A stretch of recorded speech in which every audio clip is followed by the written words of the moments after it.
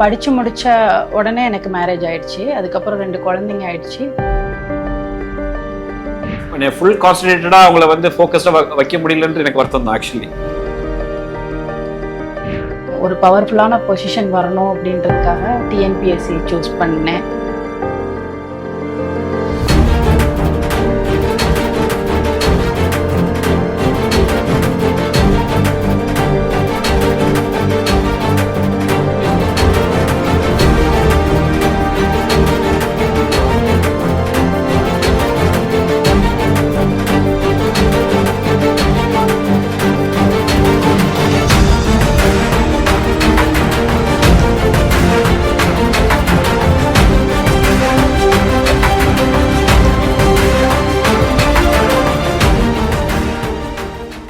படித்து முடித்த உடனே எனக்கு மேரேஜ் ஆயிடுச்சு. அதுக்கப்புறம் 2 குழந்தைங்க ஆயிடுச்சு.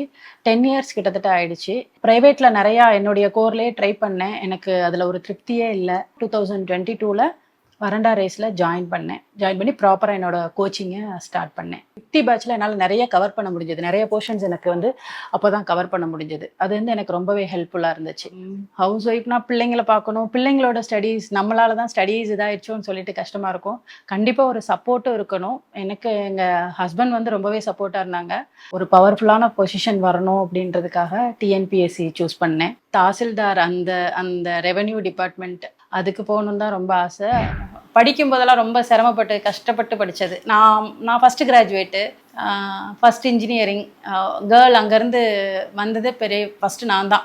அந்த இடத்துலேருந்து எல்லாம் படிச்சுட்டு சும்மா இருக்குது அந்த மாதிரிலாம் நீ மட்டும் எங்கள் அம்மாவெல்லாம் எல்லோரும் கிண்டல் பண்ண ஆரம்பிச்சிட்டாங்க. நான் ஒரு வேலை இல்லாமல் இருந்த டைமில் நீ மட்டும் படிக்க வச்சு என்னத்தை இது பண்ணிட்ட அப்படின்ட்டு. அப்போது கண்டிப்பாக வந்து நம்ம படித்ததுக்கு ஏதாவது ஒரு முன்னாடி ஏதாவது ஒரு சாம்பிளாக இருக்கணும் நம்ம அப்படின்றதுக்காக ஃபஸ்ட்டு இவங்கக்கிட்ட சொன்னது சொல்லிவிட்டு இவங்க பயந்துட்டாங்க. நான் அழுகவும், சரி பரவாயில்ல ஃபெயிலானா விடு, இதுக்கெல்லாம் ஒன்றும் ஒரி பண்ணாத, பரவாயில்ல ரிசல்ட் தானே வந்துச்சு. இல்லைங்க நான் பாஸ் ஆகிட்டேன் அப்படின்னு சொன்னேன். அவங்க கேட்கல, இல்லை நீ அழுகிற, பரவாயில்ல விடு பார்த்துக்கலாம், எதுனாலும் நெக்ஸ்ட் டைம் பார்த்துக்கலாம் அப்படின்னாங்க. அப்புறம் இல்லைங்க நான் பாஸ் ஆகிட்டேன். சரி எத்தனை மார்க்கு அப்படி கேட்கவும், இவ்வளோ மார்க்குன்னு இவங்களும் அப்புறம் வந்து நீங்கள் எனக்கு அனுப்ப சொல்லி பார்த்துட்டு அப்புறம் உடனே வந்துட்டாங்க, ஆஃபீஸ்லேருந்து வந்துட்டாங்க. அது ஒரு அழுக மொமெண்ட்டு தான் இருந்தது. சந்தோஷம் 2-3 நாள் கழித்து தான் ரியலைஸே பண்ண முடிஞ்சது. ரொம்ப அது எப்படி சொல்கிறது, ரொம்ப நெகிழ்ந்த தருணம் அப்படின்னு சொல்லலாம். அது இவங்களுக்கு அப்பாவுக்கு 2 பேருக்கும் அழுகிறது தான் அன்னைக்கு. First of all thanks to Veranda Race academy and for their mentors. ஏன்னா அவங்களால தான் இவ்வளோ பெரிய சக்ஸஸ் ஜேர்னி வந்து அவங்க பாஸ் ஆச்சு. அண்ட் அன்னைக்கு டே இன்னும் ரொம்ப ரிமார்க்கபிள் ஈவெண்ட் தான். ஆக்சுவலி நான் ஆஃபீஸில் இருந்தேன், டைட் ஷெடியூலில் ஒர்க் பண்ணிட்டு இருந்தோம். அப்போ திடீர்னு கால் பண்ணி அழுதாங்க. ஆக்சுவலி ஐ தாட் லைக் வேறு ஏதோ வீட்டில் ஏதாவது சேலஞ்சஸ் ஏதாச்சும் ஆயிடுச்சான்னு சொல்லிட்டு நான் பார்த்துட்டு இருந்தோம். அதுக்கப்புறம் ஷீ செட் லைக் பாஸ் ஆகிருக்கேன் அப்படின்னு சொன்னாங்க. ஸோ அது மட்டும் இல்லாமல் டாப் ரேங்கிங்லேயும் வந்திருக்கேன் தமிழ்நாடு லெவல் அப்படின்னு சொல்லும்போது ஃபஸ்ட்டு வந்து அது அக்செப்டன்ஸ் வந்து டக்குன்னு ஒரு ஸ்ட்ரைக் ஆகலை. ஒரு 1 or 2 seconds வந்து அப்படியே ஒரு ஸ்ட்ரைக் இதாகிடுச்சு.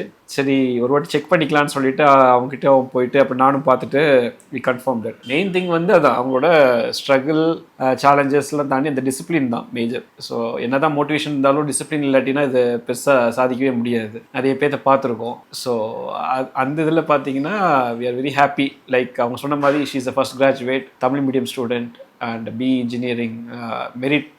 ஆக்சுவலி அவங்க எல்லாத்துலேயுமே மெரிட்டாக இருந்தாங்க. Fortunate or unfortunate like marriage ஜேர்னியில் வந்து பார்த்தீங்கன்னா ஆல்மோஸ்ட் ஒரு 12 to 13 years அவங்களுக்கு வந்து கரியர் பிரேக் ஆயிடுச்சு. ஸோ அந்த பிரேக்கை வந்து அப்புறம் சென்னை வந்ததுக்கப்புறம் வேறு எங்கேயாச்சும் ப்ரைவேட் ஜாப்லாம் போங்க அப்படின்னு சொல்லி நிறைய இடத்துல நான் வந்து சொல்லியிருந்தேன். பட் அவங்களுக்கு வந்து அது மெயினாக இல்லை. ஆஸ் எ சைட் லைக் அவங்க வந்து முன்னாடி சாஃப்ட்வேர் இன்ஜினியர். ஃபஸ்ட்டு எடுத்துகிட்டோட எனக்கு நம்பிக்கை இல்லை. ஃபஸ்ட்டு ஏன்னா எல்லாரும் போல் சும்மா ஒரு புக் எடுத்து படிக்கிறாங்கன்ற மாதிரி இருந்துச்சு.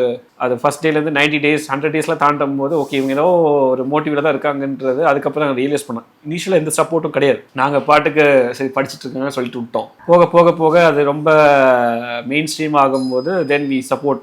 எங்கள் சைட்லேருந்து ஃபேமிலி மெம்பர்ஸும் சரி இல்லை குழந்தைங்களும் சரி எல்லாமே சப்போர்ட் பண்ணோம். Finally she got the award. ஒரு 5 years கழிச்சு ரொம்ப சக்ஸஸ்ஃபுல் ஈவெண்ட்டாக இருக்குது. Long way to go, happy moment and all the best. இப்போ என்னென்னா நான் சொன்ன மாதிரி தான் அவங்களோட டிசிப்ளின் தான் எங்களை என்னையே மாற்றுச்சு.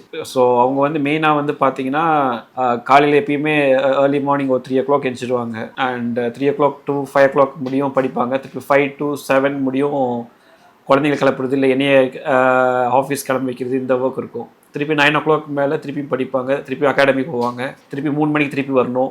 இப்படியே ரெகுலராக பண்ணிட்டு இருக்கும்போது நம்மளுக்கு தெரிஞ்சு போச்சு, ஓகே இவங்க ஏதோ ஒரு மேஜர் ஃபோக்கஸில் இருக்காங்கன்ற போது ஆஸ் அ ஸ்பௌஸாக என்னால் என்ன சப்போர்ட் பண்ண முடியுன்ற போது எனக்கு தெரிஞ்ச சின்ன சின்ன விஷயங்கள்லாம் பண்ணோம். ஸோ அதில் மேஜராக வந்து ஃபேமிலி சைடில் ஹவுஸ் ஹோல்டு ஒர்க்கில் கொஞ்சம் ஷேர் பண்ணிக்கிட்டோம். ஸோ மார்னிங் அவங்க சமைப்பாங்க, ஈவினிங் நான் சமைப்பேன், மற்றபடி சின்ன சின்ன ஒர்க்ஸ் எல்லாத்தையும் சப்போர்ட் பண்ணுவோம்.